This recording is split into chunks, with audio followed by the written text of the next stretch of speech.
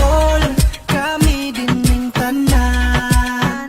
Gikan sa Davao, siya ang number one. Sana all, abanti tatanan. Ang kaayuan ni padayon niya tanan. Sana all, sana all. People, anian na karon. People, karon na ang panahon. People, Inday Sara pa kay mulupad na ang agila. Sige, ipadayon na to ang suporta. Dagan ang nag-atan ni Mayor Inday Sara. Kinasing-kasing nga mong isyagit. Duterte Rami Inday Sara ang isinggit. Sana all, kami dining tanan.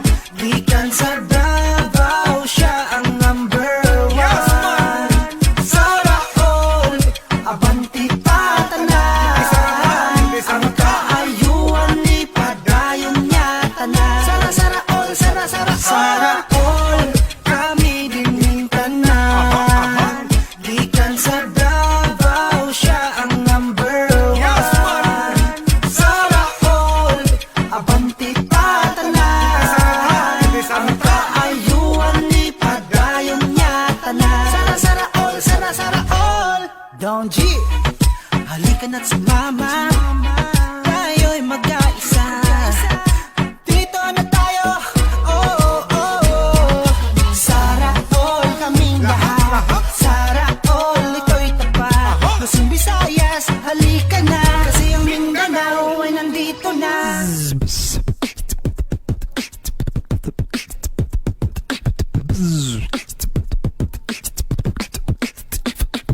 Luzon, Visayas, Mindanao. Pangalan niya ating isigaw. Pag-ibig ang mangingibabaw. Simula pa lang noon talagang Duterte na kami hanggang ngayon. Duterte, Carpio, pangalan mo sinisigaw ng Pilipino. Sa iyong pagtakbo kami nakasuporta. Sara all ang lahat para masaya. Sara all.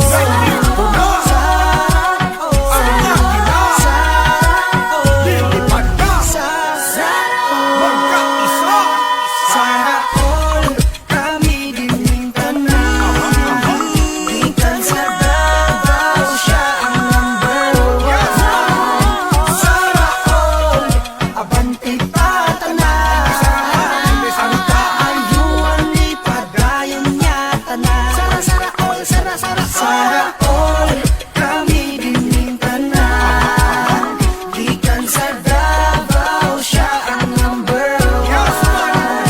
Sana all, abanti tatanan. Ang kaayuan ni padayon niya tanan. Sana all.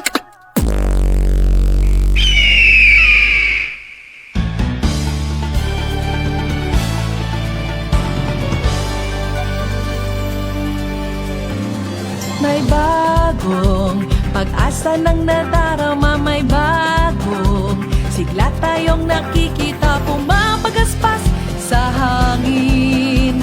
Dala-dala rin ng alon, lilipad tayo, lilipad tayo.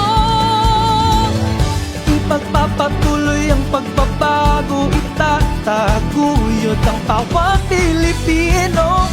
Sa kanyang talino, aahon tayo. Lilipad na ang agila, magtatanggol, magmamahal sa ating bansa. Lilipad na ang agila, at bagong araw at pag-asa'y kanyang dala. Sa kanyang mga pakpak, kasama tayo sa paglipad. Sa taglay niyang lakas, hindi tayo magtitibag. Sa kanyang puso ay titibay tayo, tataas, lilipad tayo.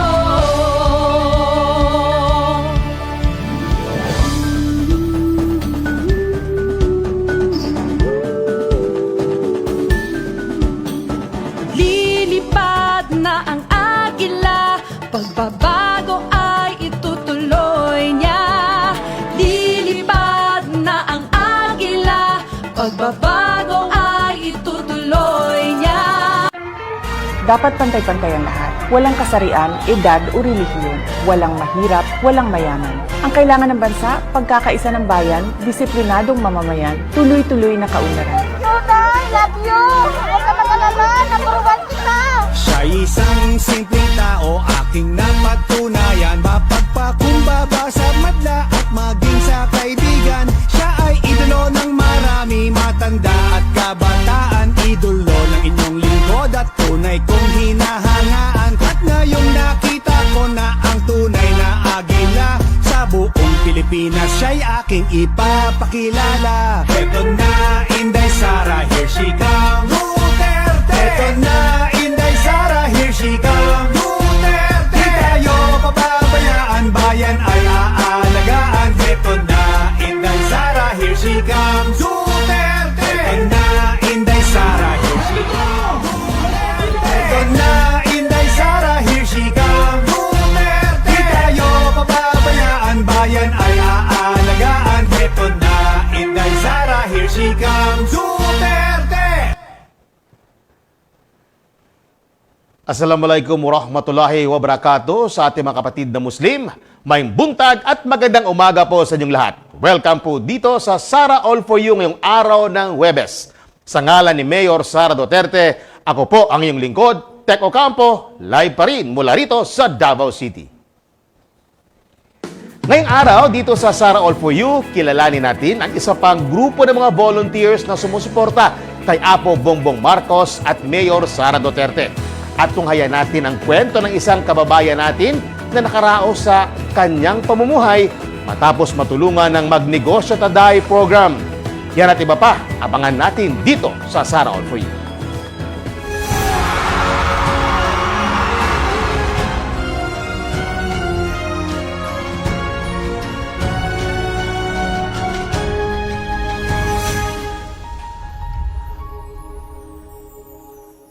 Labing isang araw na lang, halala na. Kaya mas pinaigting ng Uniteam ang kampanya sa iba't ibang bahagi ng bansa. Ditong nakarang araw lang ay pumunta rin si Apo Bongbong Marcos sa iba pang lugar sa Mindanao. Sa bayan ng Tubod sa Lanao del Norte Province, makikita ang dagsa ang mga supporters ng Uniteam na dumalo sa Grand Rally. Kasama ni Apo Bongbong Marcos ang ilang mga senatorial candidates. Sa kanyang talumpati, muling nanawagan si Apo BBM ng pagkakaisa tungo sa mas maunlad na bansang Pilipinas.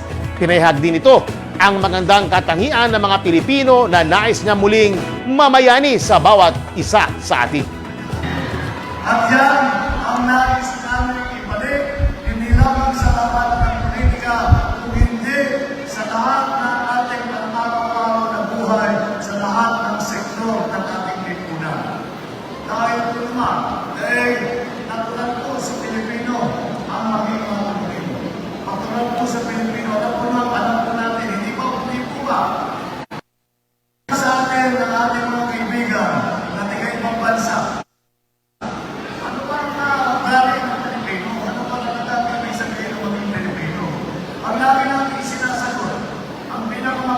katangian ng mga Pilipino ay ang kanyang malasakit ng pagkakabayanihan sa kanyang kapwa Pilipino. Yan po ang aming layunin na maipag. Yan po ang aming hangarin. Yan ang aming pangarap. Samantala, inilabas ng Uniteam ang first batch ng senatorial candidates feature. Dito matutunghayan ang mga slogan o general platforms nila. Number 64, Senator Mig Zubiri. Number 8, Herbert Bistek Bautista. Number 62, Mark Villar. At number 57, Gilbert Gibo Teodoro Jr. Panurin po natin ito.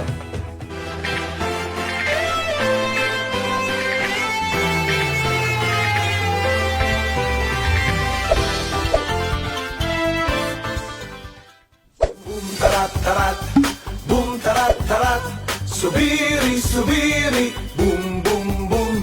Serbisyong sigurado, trabahador ng Senado. Subiri subiri, boom boom boom.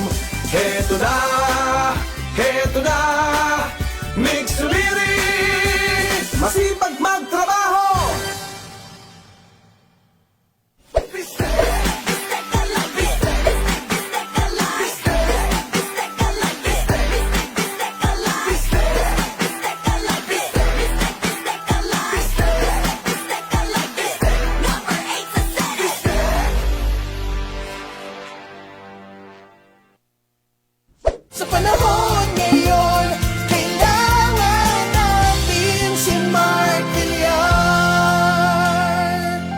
Smart Kabuhayan.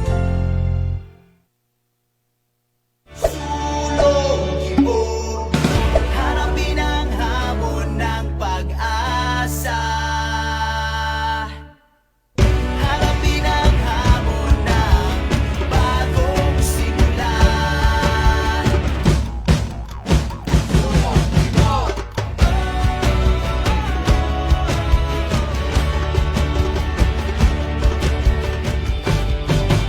Sulong kibo, lipad tayo.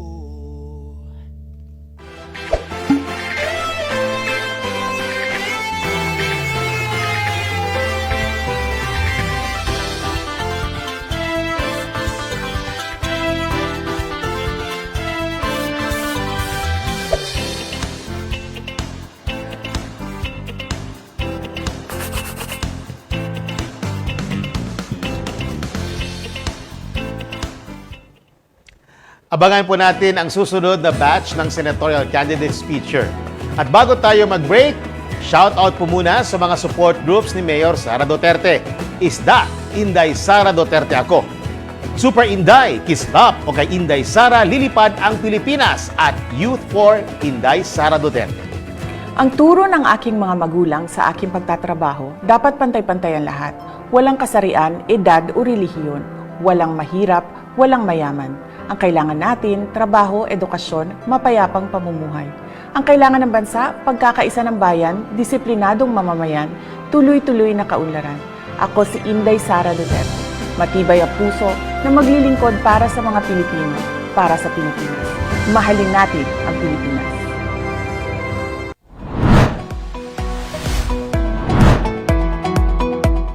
Sa simpleng pagpindot ng iyong cellphone, maaari lang may pahayag ang iyong pagsuporta sa Uniteam at ituloy ang pagbabago movement. Unang gawin ay pumunta sa www.ipm2022.ph. Upang maging opisyal na miyembro ng Uniteam at IPM, itap ang Register as a Supporter. Kompletuhin ang mga kinakailangang importanteng detalye ng supporter registration form, gaya ng iyong pangalan, middle name at apelyido, kasarian, edad at ang iyong mobile number. Kung ikaw ay isang overseas Filipino worker, piliin ang yes at ilagay kung saang bansa ka nakatira. Kung ikaw naman ay nandito sa Pilipinas, ilagay ang rehiyon, probinsya, lungsod o munisipalidad at kung saang barangay ka nakatira. Kinakailangan rin ang iyong kompletong address. Paalala, huwag gumamit ng pagdadaglat o abbreviation. Sunod ay piliin ang kategorya na iyong kinabibilangan. Pumili rin ng sektor na iyong kinabibilangan. Siguraduhin tama ang iyong ibinigay na impormasyon bago pindutin ang Save button.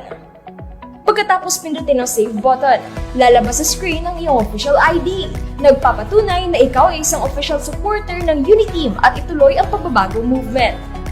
Paalala, hindi na maaaring bumalik sa nakaraang page kung nariyan na ang iyong official ID. Agad na pindutin ang Save button bago ito mawala. Kung sakaling mayroong mga katanungan, maaaring message ang ituloy ang pagbabago Facebook page at agad namin itong sasagutin. Lilipad na ang agila at bagong araw at pag-asa kanyang dala sa kanyang mga pakpak. Kasama tayo sa pag-ibig, sa kanyang puso ay titibay tayo.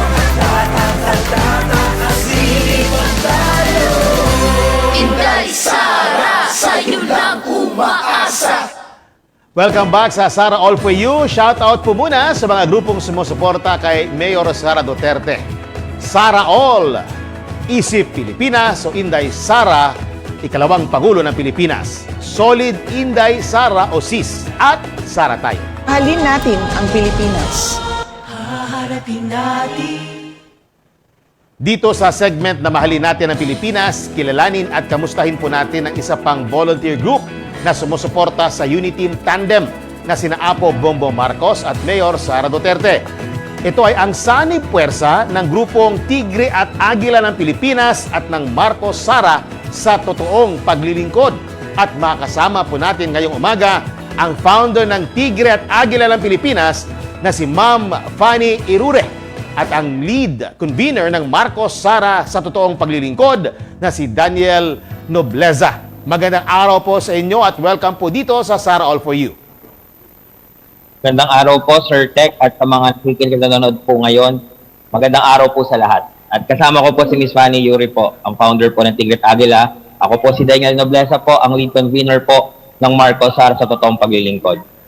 Okay, Sir Daniel at Ma'am Fanny, kailan at paano po nabuo ang grupo ninyo?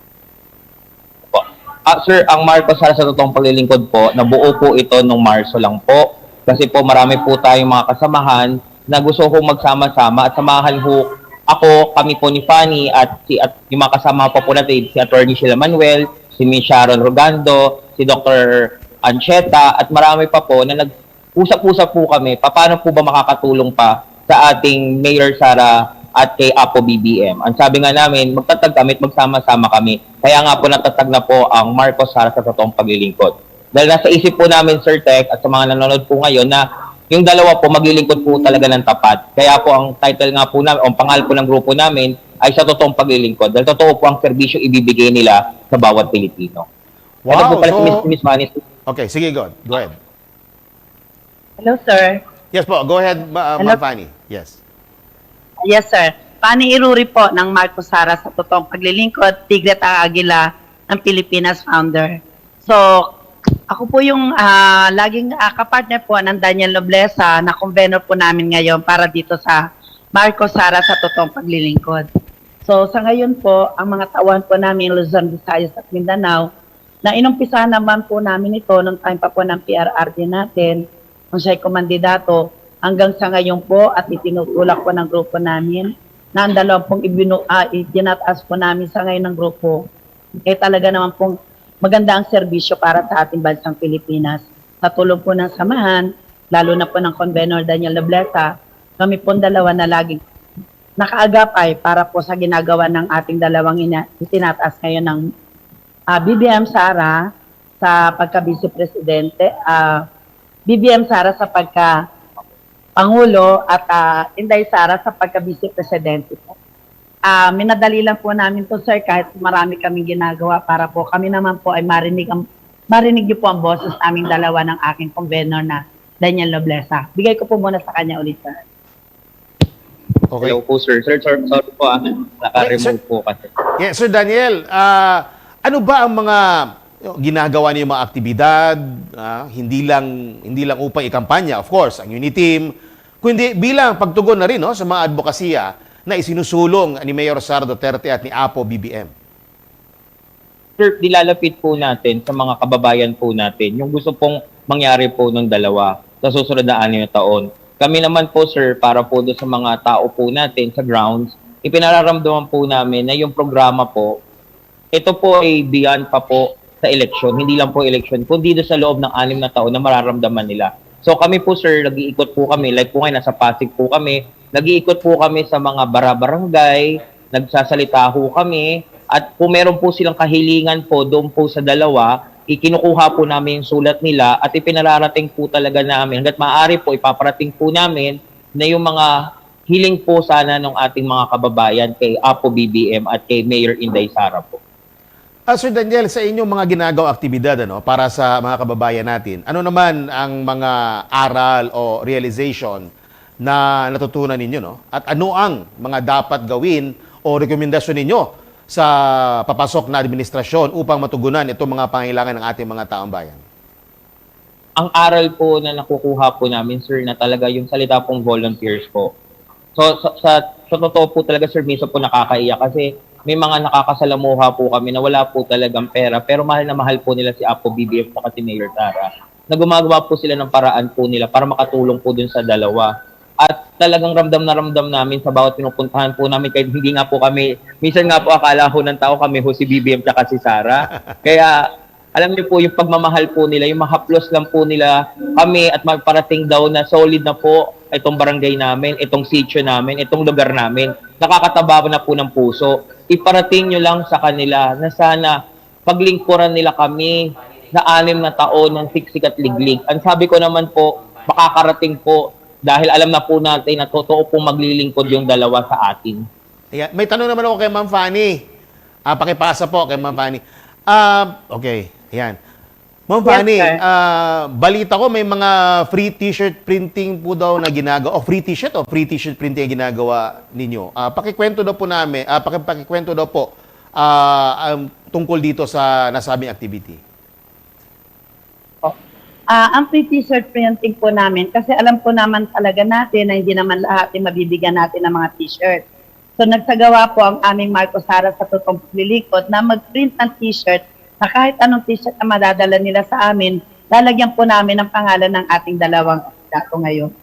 So patuloy po yan at simula po nung inumpisa namin nung isang buwan hanggang ngayon, tuloy-tuloy pa rin po yan at kung ano man po ang mga nire-request ng ating mga kababayan, ng ating mga kasama dito sa ating BBM Sara na to, na magpatuloy ang free t-shirt printing sa mga lugar nila, barangay, kung saan man po. Tuloy-tuloy pong nagagawa yun, sir. Kaloob po yun ng aming Marcos Sara sa totoong paglilingkod ng aming attorney Sheila Manuel. Napakaganda naman ng design. Sana meron dito sa Davao para naman magdala kami ng sarili namin t-shirt. Pagpa-print naman. Pipilitin po namin lahat na maano kayo kasi ang mga request po sa amin simula nung inumpisa namin to, Luzon, Visayas at Mindanao na po. Pero sa tulong po ng samahang ito at ipinaabot po namin sa kanila na kung kami naman po talaga makakarating, itutuloy-tuloy po namin itong ginagawa na kung ano man ang meron t-shirt sila, kahit na po hindi naman galing sa amin, lalagyan po ng print ng Marcos Sara sa totoong paglilingkod po.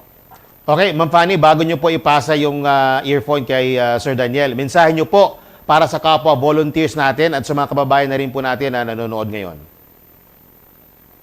Muli po, ang Fanny Iruri po ng Tigretang Aguila Marcos Sara sa totoong paglilingkod at ang aking pong convenor na Daniel Loblesa.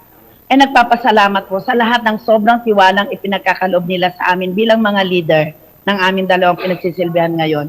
Ginagawa po namin ito dahil alam po namin na sa puso nila at isipan, yung aming pong ginagawa, sinasamahan nila kami gaano man kahirap para ipaliwanag namin kung ano man po ang adhikain ng dalawa.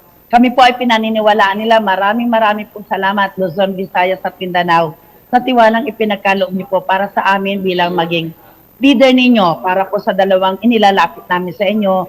At sobrang kaligayahan po ang nararamdaman namin. Simula po nang ito'y maumpisa namin, makatulong po sa inyo at maiparating ang mensahe ninyo para po sa ating Marcos Sara. Ayan. Maraming salamat. Sige, go ahead po. Sige, ma'am. Sir, maraming salamat po talaga sa buong Pilipinas. Maraming salamat po sa inyo dahil kung wala po kayo nagtitiwala sa amin, hindi naman po namin magagawa ang ginagawa namin ngayon. Kaya gaano man po kahirap, sumiksik ba kami sa dami ng tao, mabasa man ng damit namin at matuyo sa katawan namin, basta kami po ay nagsisilbi at naglilingkod para sa ating dalawang BBM Sara. Kami po ay natutuwa at maiparating sa kanila na ang ginagawang serbisyo ng dalawa ay totoong po talaga ito. Dahil kaya po kami nagboboluntaryo ng convenor Daniel Loblesa at ang buong grupo po ng Marcos Sara sa totoong paglilingkod sa tulong po ng aming attorney Sheila Manuel, sa lahat po ng grupo namin. Maraming salamat po sa inyo sa lahat ng tiwala. At nandito po kami. Ano man po ang mga pwede namin iparating para sa maliliit na tao natin, gagawin po ng aming grupo. At ipararating po natin sa ating Vice President soon na Sara Duterte. Salamat po I'm sure po, hindi na. Walang kaboses-boses dahil po talagang ang kasulat kanan ng mga paliwanag. Alam nyo ba, sir, kararating lang namin galing ng ng Marawi City or Cagayan de Oro. Yes, sir. Wala, ang katawan namin talagang, as in talagang sobra-sobra umuulan nung kami nandoon. Ang tao namin, sir, na nandoon na nakaagapay, ang mga tao namin hukong federal ng Marcos Sara sa totoong paglilingkod.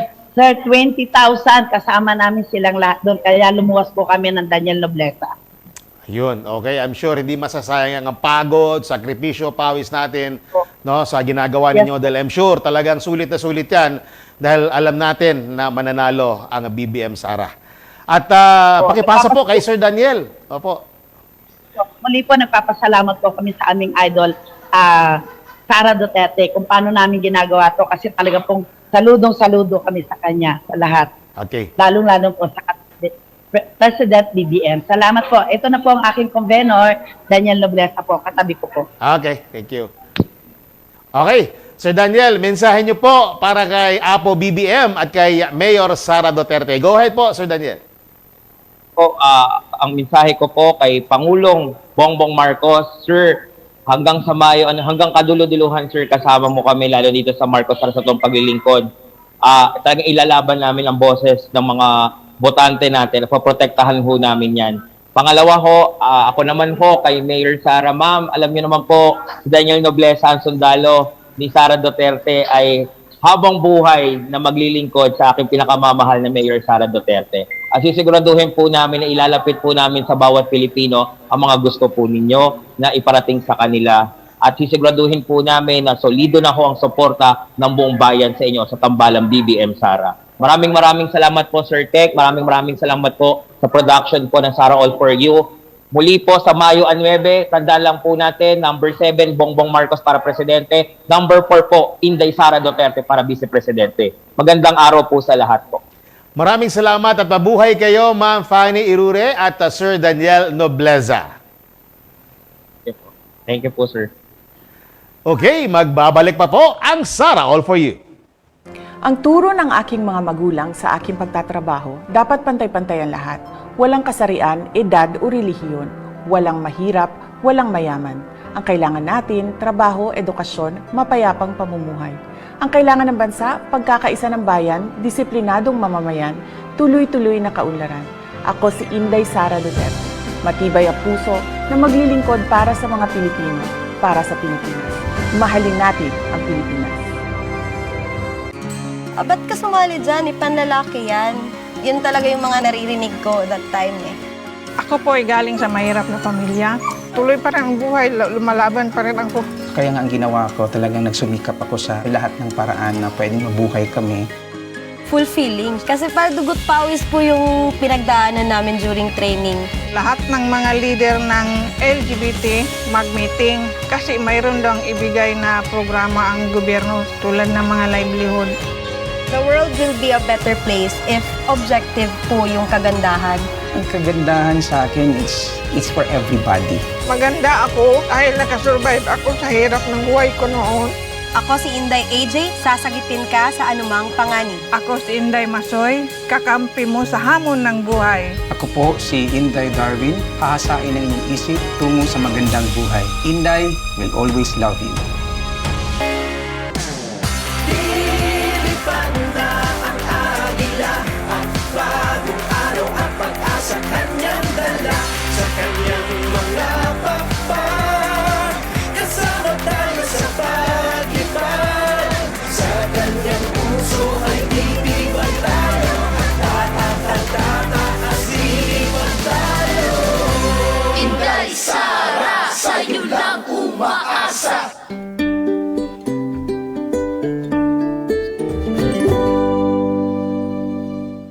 Isa na namang testimonya ng pagsisikap at tagumpay ang tunghayan natin dito sa Magnegosyo Taday, Pera sa Bulsa, Pagkain sa Lamesa. Pakinggan natin ang kwento ni Doriboy Lebong Fasil, isang hair and makeup artist at ALS facilitator na nakapagpatuloy ng kanyang online business kahit may pandemya dahil sa tulong ng proyektong ito ni Mayor Sara Duterte. Panoorin po natin.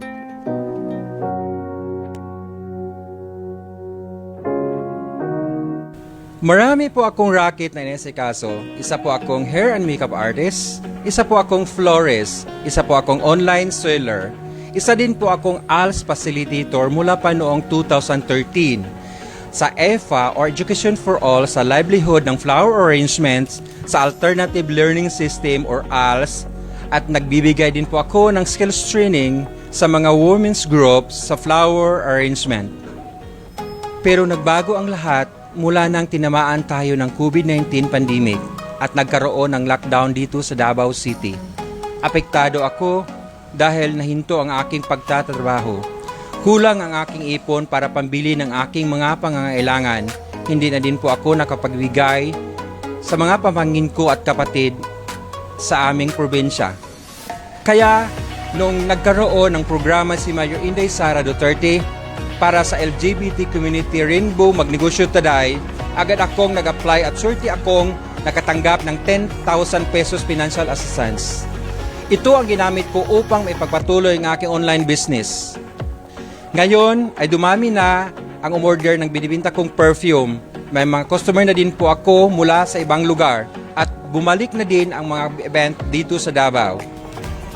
Mula dito sa Barangay 4-A, Poblacion, Davao City, ako po si Doriboy Libompasel, beneficiary ng Rainbow Magnegosyo Taday. Daghan-daghan kayong salamat Mayor Inday Sara Duterte kay wa jud minimo gipasagdan sa panahon sa pandemya, especially sa amua nga membro sa LGBTQ community. Daghan-daghan kayong salamat. May God bless you all.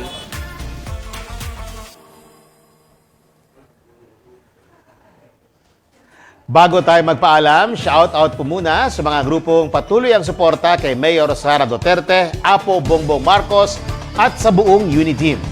Let's Go Uniteam Coalition, Marcos Sara Duterte Alliance o MASADA, Inday Cares at iba't ibang BBM Sara Uniteam chapters sa buong mundo. At dyan po nagtatapos ang Sara All For You ngayong araw ng Huwebes. Maraming salamat sa inyong patuloy na pagsubaybay sa ating programa. Muli pong palala, mag-ingat pa rin laban sa COVID-19, hindi lang para sa ating sarili, kundi para rin sa ating mga mahal sa buhay. Kaya always wear your face mask, observe social distancing, at magpabakuna o booster shot po tayong lahat. At sa ngalan ni Mayor Sara Duterte, ako po ang iyong lingkod, puso at serbisyo, Tek Ocampo, at ito ang Sara All For You.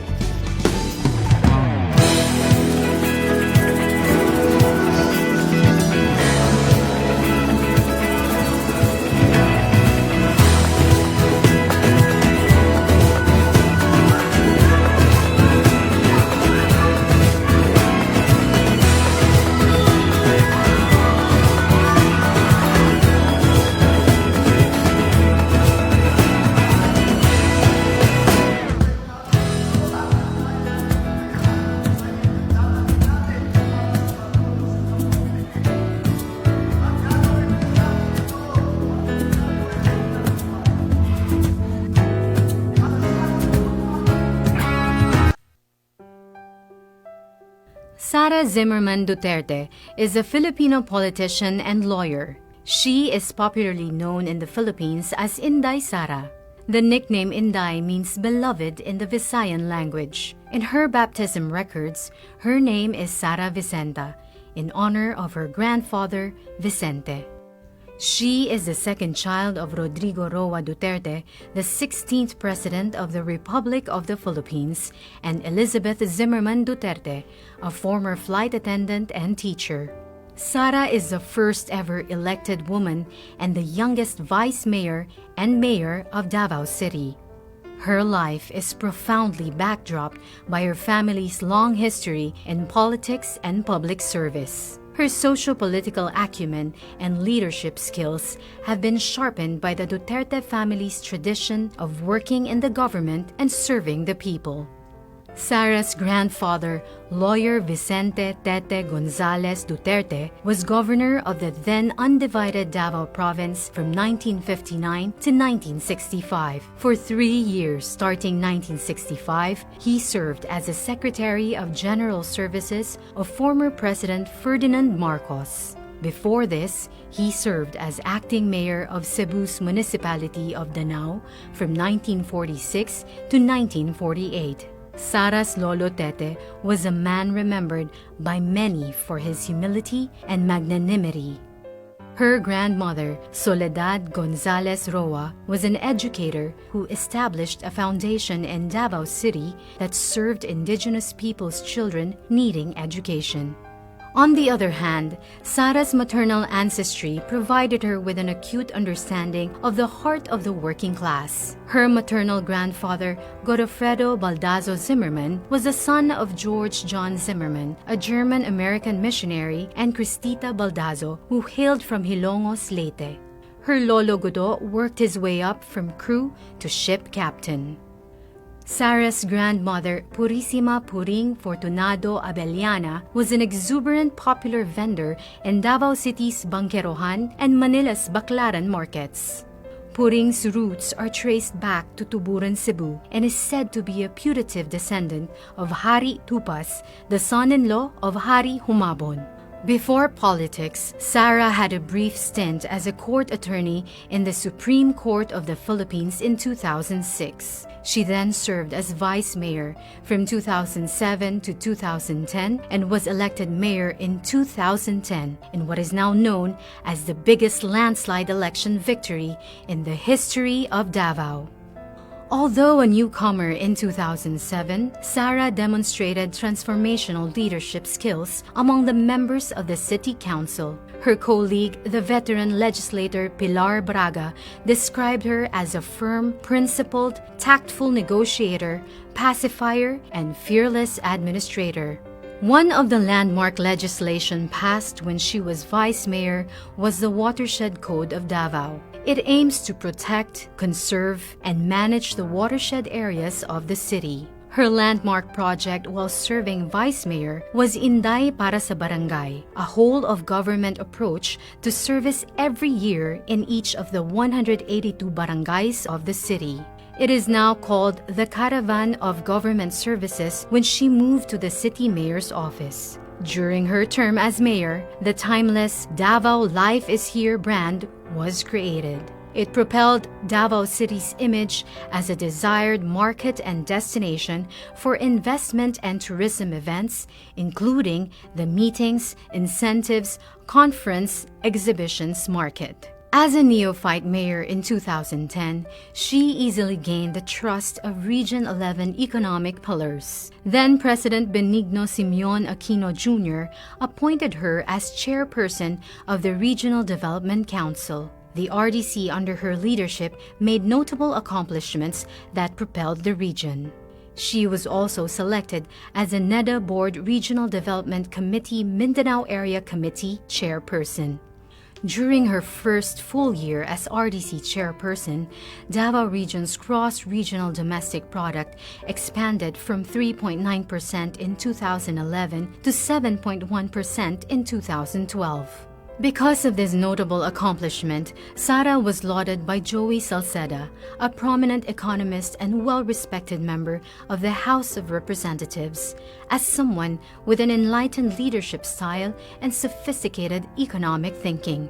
Under Sara's leadership, Davao City soared to greater heights and emerged as a premier city in Mindanao.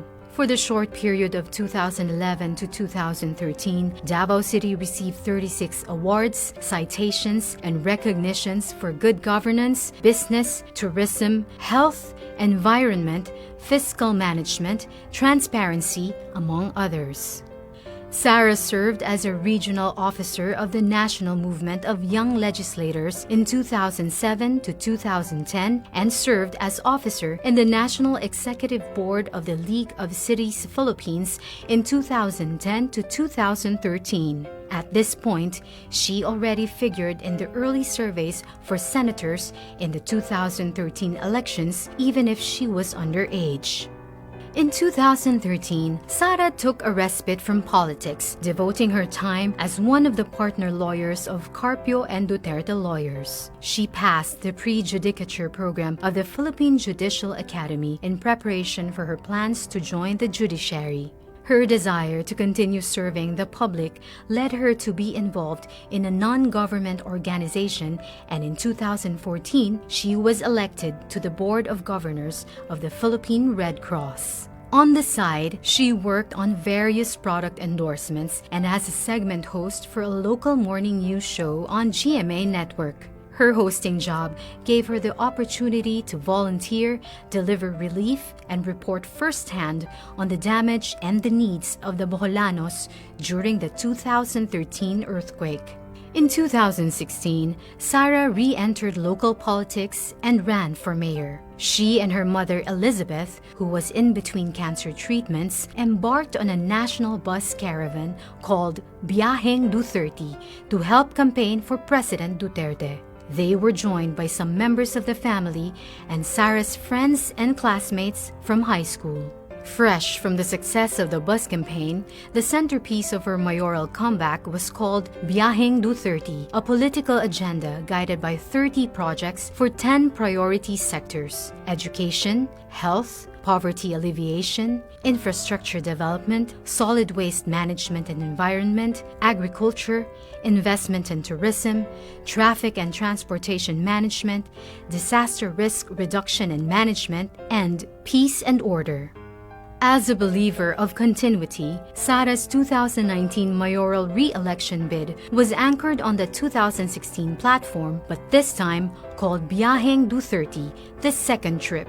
Sara relentlessly pursued peace and progress in her administration. As a result, she was able to lift Davao City to a stellar national status with 117 awards, citations, and recognitions from March 2017 to December 2021. Davao City is included on the 2021 Top 10 Richest Cities of the Philippines of the Commission on Audit. And in the same year, Davao City was ranked the 4th most competitive, highly urbanized city by the Department of Trade and Industry. At the end of calendar year 2022, Davao City is expected to be debt-free. At the start of 2016, when she returned as mayor, Davao City's loan balance was in the amount of 1.3 billion pesos out of all loans contracted by the city during the years 2000, between 2005 and 2010, and in 2015. Loan repayments have been consistently provided for in the budget. For the year 2022, the amount of 46.7 million pesos has been made available for the final repayment, making Davao City debt-free. During her terms as mayor between 2016 and 2022, she played supporting roles to the Regional Development Council and the Regional Peace and Order Council. Sara accepted the challenge of the appointment as chairperson of both the Metropolitan Davao Coordinating Committee under the RDC and the Task Force Tuganay of the RPOC. Both committees are trailblazing peace and development initiatives in Region 11. The Metro Davao Committee lists as an accomplishment the House of Representatives and Senate approval of the creation of Metropolitan Davao Development Authority. Sara has been recognized both here and abroad for the work that she has done as local chief executive. In 2012, she was one of the 88 nominees to the prestigious World Mayor Awards and one of the only 2 Filipino mayor nominees. In 2021, she was selected as the Philippines' top-performing mayor with a rating of 93% by an independent and non-commissioned survey of the RP Mission and Development Foundation, Incorporated. It was a feat achieved in the time of the crushing COVID-19 pandemic. Foreign governments have also recognized Sara for her work, generously supporting and inviting her to learn from their countries. She was one of only 2 Philippine mayors invited in 2012 by the government of Israel to attend the 28th International Mayors Conference. In that same year, she also participated in the World Mayors Forum in Singapore. In 2018, Sara participated in an urban planning study tour in the cities of Tokyo and Kitakyushu with the Japan International Cooperation Agency. And in 2020, she attended the 88th Winter Meeting of the United States Conference of Mayors in Washington, D.C. Sara is an alumna of the International Visitors Leadership Program of the U.S. State Department. Her advocacies are reflected in the projects dearest to her, the Peace 911, Magnegosyo Taday, Pagbabago Campaign, and the Kian Gabriel Hotline. Peace 911 is a successful local peace initiative that practically brought stability to the once conflict area of Paquibato District in Davao City. The project contributed to the collapse of the New People's Army Guerrilla Front 55. Magnegosyo Taday is a livelihood support project that encouraged entrepreneurship of women. The success of MTD spawned the Rainbow Magnegosyo Taday that intend to support entrepreneurship in the lesbian, gay, bisexual, and transsexual community. The Pagbabago campaign is a two-pronged approach to solving interlocking problems related to poverty, children's education, and responsible parenthood. Through the Pagbabago campaign, children and parents in the communities are given bags branded as Pagbabago that contain reading materials on the importance of education and responsible parenting. Sara personally delivers these bags to children and parents. She uses her voice and influence to steer families into the right path out of poverty. The Kian Gabriel Hotline was created to allow anonymous reporting of child neglect and abuse that paved the way to rescue children in distress. The hotline was created in memory of 2 children in Davao City who died because of abuse. Since its operationalization in October 2016 and as of January 2022, no child has died at the hands of abusers in the city. In 2018, Sara led the creation of Hugpong ng Pagbabago, a region-wide political party aimed at creating a strong, peaceful, and developed region that can become a symbol of hope for our country's progress. Just like in 2016, she also went around the country in 2019, but this time on her favorite big bike, a 900cc Yamaha XSR, she fondly named Ella to help campaign for senator candidates. In November 2021, Sara took her oath as a member of the Lakas Christian Muslim Democrats National Party. Sara is currently the chairperson of both the HNP and Lakas CMD. Sara is an adopted member of the Philippine Military Academy Maharlika Class of 1984 and the Philippine National Police Academy Tagapagkalinga Class of 1991. She is a member of the Philippine Coast Guard Auxiliary and the Armed Forces of the Philippines Army Reserve Command. She holds the rank of Colonel and is currently the Assistant Brigade Commander of the 2202nd Ready Reserve Combined Arms Brigade, Philippine Army. She has received several medals, ribbons, badges, and citations for her work in Davao in support of the Armed Forces of the Philippines. She also received a presidential award from former President Benigno Simeon Aquino Jr. and the Philippine Commission for the Urban Poor in December 2011. And in August 2021, Sara was celebrated by Asia Pacific Luminaire Awards as someone who has contributed to the creation of a brighter future. Sara is a Bachelor of Science in Respiratory Therapy graduate from the San Pedro College in Davao City. She received her Juris Doctor degree from the San Sebastian College Recoletos in the city of Manila. She was presented as one of the 30 most outstanding St. Augustine awardees of San Sebastian in January 2014 and was granted by the San Sebastian College of Law the Distinguished Alumna Award for Public Service in February 2020. She also received the Distinguished Woman of Service Award from the San Beda College Alumni Association in February 2011. Sara spent 4 years of law school at the San Beda and her final year in San Sebastian. Sara is a graduate in 2011 of the twin program of the Armed Forces of the Philippines Command and General Staff College, General Staff Course, and the Development Academy of the Philippines, Master of Public Management.